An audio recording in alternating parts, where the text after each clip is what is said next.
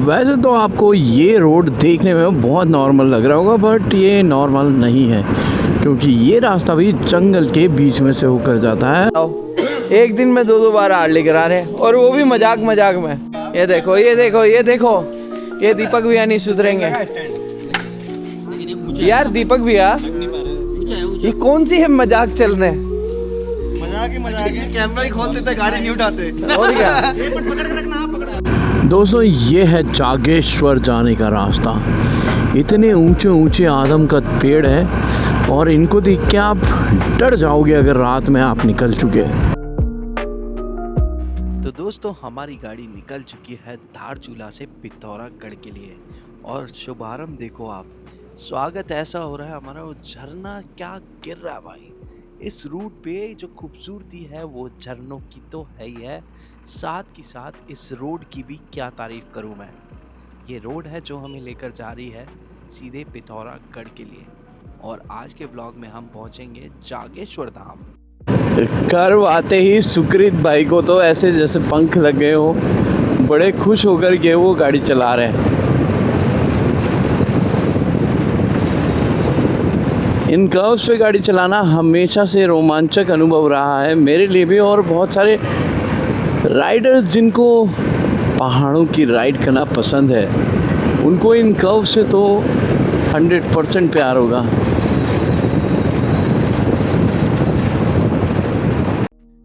एक सवाल जो सारे नॉन राइडर्स एक राइडर से पूछना चाहते हैं कि आपको राइड करके आखिर मजा क्या आता है, तो वो यही मजा है जब आपको ऐसी ओपन रोड मिले, पहाड़ों पे लीन ऑन करते हुए आप चल रहे हो और नज़ारे भरपूर हो, तो भाई इससे खूबसूरत चीज़ एक राइडर के लिए नहीं हो सकती।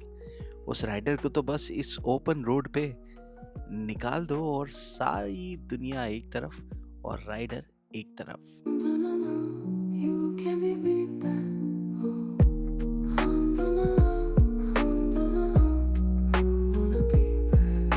पिथौरागढ़ अभी लगभग यहाँ से 40 किलोमीटर दूर है, और ये नज़ारे तो मिस करने बनते ही नहीं। इन कर्व्स के ऊपर गाड़ी चलाने का जो अनुभव है वो सिर्फ मैं आप लोगों को बता सकता हूँ, या फिर अभी दिखा भी सकता हूँ। इतना लश ग्रीन यहाँ का माहौल है, और ये सबसे खूबसूरत जगहों में से एक है। पिथौरागढ़ यहाँ का कुमाऊं रीजन का सबसे बड़ा शहर है, और इसको घूमने के लिए बहुत से टूरिस्ट यहाँ आते रहते हैं, और यही रूट है जो हमें आदि कैलाश तक लेकर गया है। अब हम वापस आदि कैलाश से पिथौरागढ़ की तरफ बढ़ रहे हैं। सफर वही खूबसूरत है जहाँ रास्ते मंजिल से ज्यादा कहानी सुनाते हैं। चलते रहो, क्योंकि ठहरे हुए पानी की तरह जिंदगी भी बासी हो जाती है। रास्तों ने सिखाया है कि मंजिल नहीं, हिम्मत बड़ी चीज है। सफर छोटा हो या बड़ा, बदलता इंसान ही है, दुनिया नहीं। दोस्तों, वैसे तो इस रूट में मैं क्या दिखाऊं और आपसे क्या छुपाऊं, मतलब हर नज़ारा अपने आप में खूबसूरती को बयान करता है, मगर कुछ ऐसे शॉट्स हैं जो मैं आप लोगों को दिखाना चाहता हूं, जैसे कि ये पैडी ग्रीन फील्ड्स। यहाँ पे अलग अलग रंग, अलग अलग तरह के पेड़ पौधे और खूबसूरत माहौल दिखता है, और ये वो जगह है जहाँ से आपको पंचाचूली के भी दर्शन होते हैं। तो अभी मैं रुक करके आपको पंचाचूली के दर्शन कराऊंगा इसी जगह से।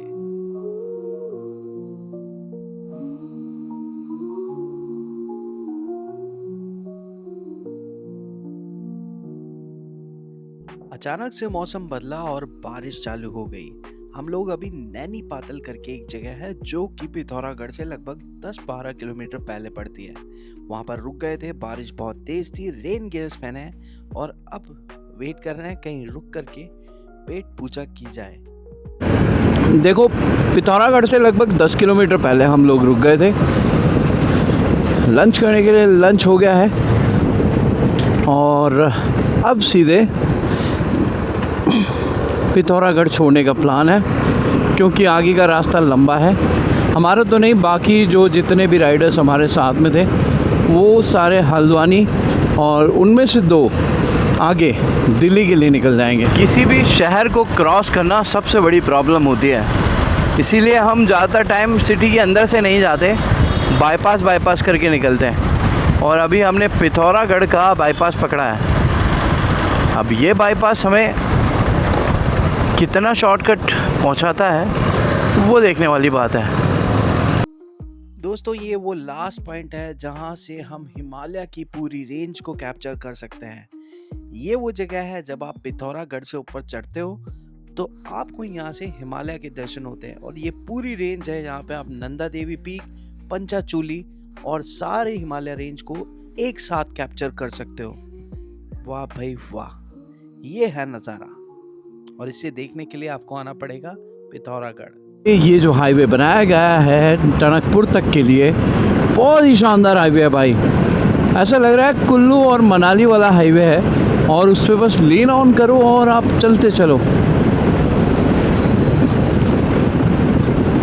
BRO ने बहुत जगह बहुत बढ़िया काम किया है और उत्तराखंड में अभी बहुत सारी सड़कें ऐसी हैं जिनको सही करे जाने की आवश्यकता है, जैसे कि धारचूला के बाद वाली रोड। इवन जब हम धारचूला में एंटर करते हैं तो वो भी बहुत गंदा रोड है, तो इन रोड्स को भी सही किए जाने की आवश्यकता है जैसा मुझे लगता है।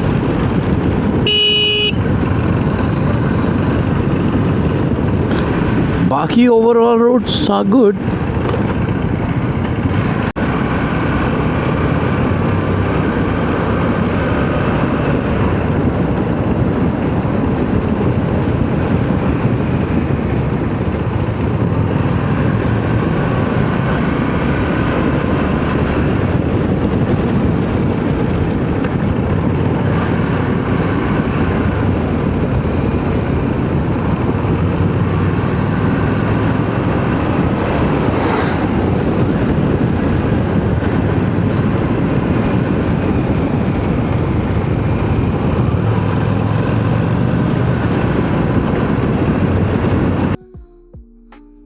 मंजिल कम और खुद को ज़्यादा खोजा है सफ़र में। सफ़र ने मुझे हमेशा सिखाया है हर मोड़ पर नया आसमान होता है, बस आपकी नज़र रहनी चाहिए।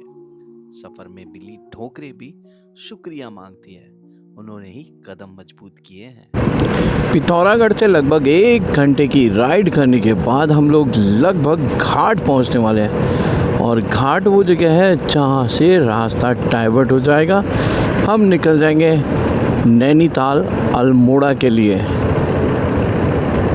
अल्मोड़ा है यहाँ से 88, मगर हमें अल्मोड़ा से भी लगभग 30 किलोमीटर पहले जाना है जागेश्वर, और आज हम जागेश्वर में स्टे करने वाले हैं।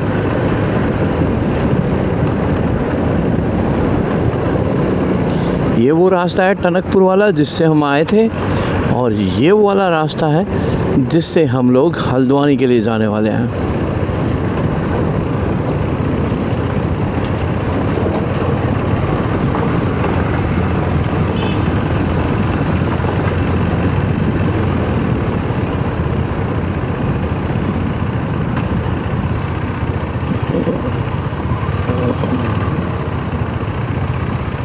लो जी लो, आ गए। टनकपुर में मिलेंगे, टनकपुर में। चलो ध्यान से आराम से जाना यार। चलो निकल जा रहे भैया की कोई बात नहीं, आराम से आना और अपडेट करना। बिल्कुल बिल्कुल पहुंच के कर दे। हाँ तक तो ये साफ है, सब साफ चले जाते। कोई बात नहीं, आराम से जाना, जाकर के अपडेट करना। हाँ चलिए। ओके ब्रदर, तू भी आराम से जाइयो। ये भी सोच रहा साला चूतिया कौन है। यहाँ से सत्यम, शिवम और सुंदरम भाई अलग अलग दिशाओं में जा रहे हैं। वो देखो आपके पीछे।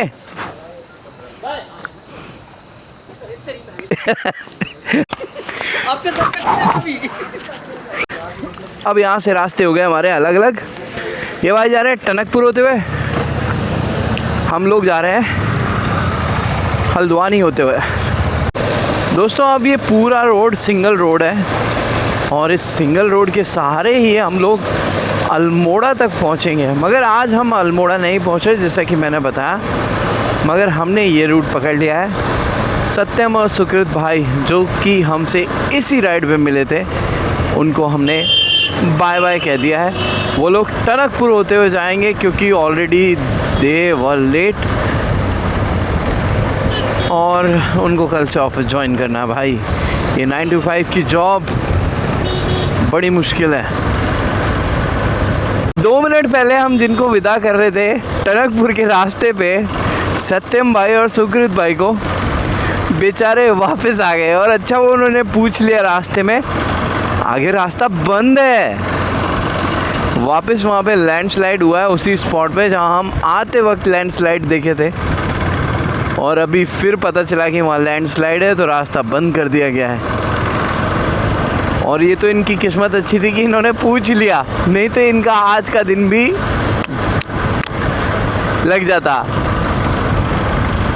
वैसे तो आपको ये रोड देखने में बहुत नॉर्मल लग रहा होगा, बट ये नॉर्मल नहीं है, क्योंकि ये रास्ता भी जंगल के बीच में से होकर जाता है। और ये रास्ता सिर्फ सिंगल रोड है, सिंगल रोड जहाँ पे ट्रक्स भी आ रहे हैं, जहाँ पे बाइक्स भी चल रही हैं, जहाँ पे कार्स भी चल रहे हैं, पब्लिक ट्रांसपोर्ट भी चल रहा है, और गाड़ियाँ आ भी रही हैं, गाड़ियाँ जा भी रही है। तो अब सोचो ज़रा, रात में या शाम को इस रोड पे कंडीशंस क्या होती होंगी जब राइड करते हैं। जैसे कि ये देखो, सामने से आते हैं और बिना ब्रेक लगाते हुए दबाते हुए जाते हैं गाड़ियों को।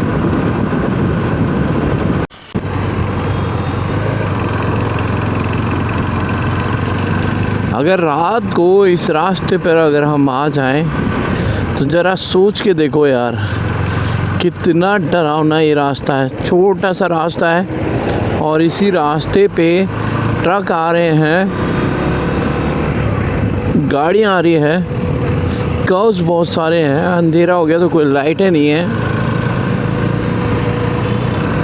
कभी कभी रास्ते भी हमसे पूछते हैं, चलोगे या फिर सपनों में ही जियोगे। सफर में मिली ठोकरें भी शुक्रिया मांगती हैं, उन्होंने ही कदम मजबूत किए हैं।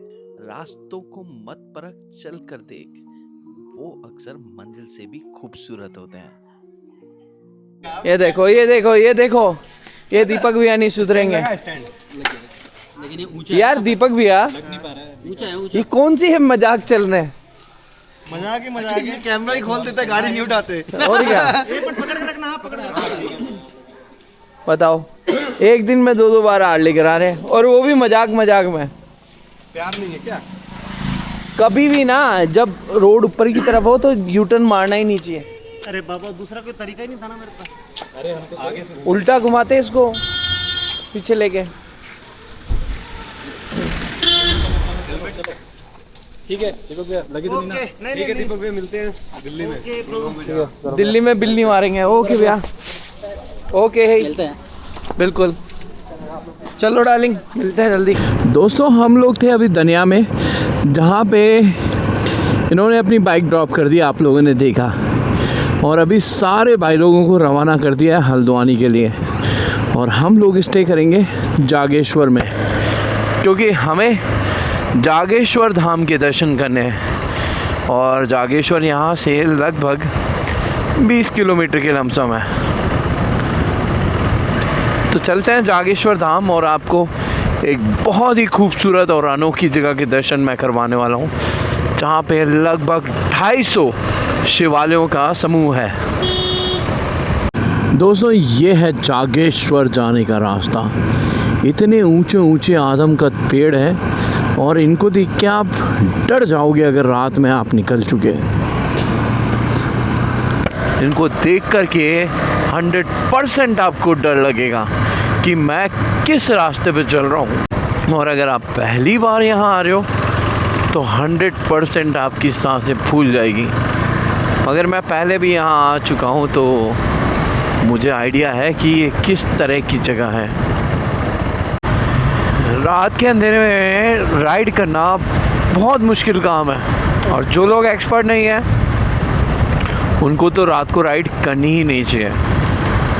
पहली बात तो आपका विज़न बहुत क्लियर होना चाहिए, आपको हर एक टर्न का अंदाज़ा होना चाहिए, हर एक सिग्नल का पता होना चाहिए, तब जाके आप रात को राइडिंग के एक्सपर्ट बनते हैं। हाल फिलहाल हम जागेश्वर धाम पहुंचने वाले थे, जो कि लगभग मात्र 2 से 3 किलोमीटर दूर होगा।